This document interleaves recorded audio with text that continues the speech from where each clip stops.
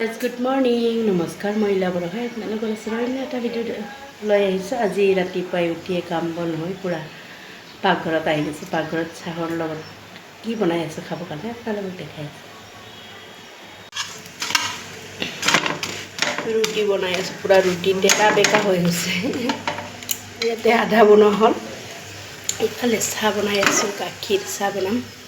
চাহপাত বেছিকৈ দি কিনে অলপ এই চাহ পৰি গ'ল, আপোনালোকে নিজে দেখা পাইছে। এইটো চাহ এতিয়াই অন কেমেৰাত দেখিছোঁ। অলপৰ কাৰণে বাচি গ'লোঁ চাহ। গৰম চাহটো পূৰা ডাইৰেক্ট আপোনালোকে স্পট দেখাই পাইছে। কি যে হয় মানুহবিলাকৰ ঘটনাবিলাক। আকৌ খালি উলটি গৈছে পূৰা চচপেনটো। এইটোৰ কাৰণে বাৰে বাৰে হৈ থাকে, এইটোৰ কাৰণে একে চাই চিন্তি কৰিব লগা হৈছে। ডাঙৰ এটা ঘটনা হোৱাৰ পৰা বাচি গ'লোঁ।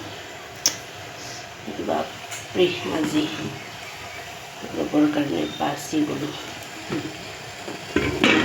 ডাইৰেক্ট চাহটো পৰি গৈছে।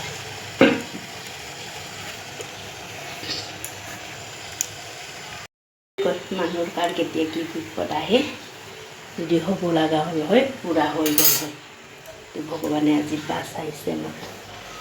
পূৰা গৰম চাহ পৰি কিনে বেছি দীঘলীয়া নকৰোঁ আৰু ভিডিঅ'টো। আপোনালোকে যদি মোৰ ভিডিঅ'টো চাই ইণ্টাৰেষ্টিং হয় লাইক কৰিব, কমেণ্ট কৰিব, শ্বেয়াৰ কৰিব। Bye bye.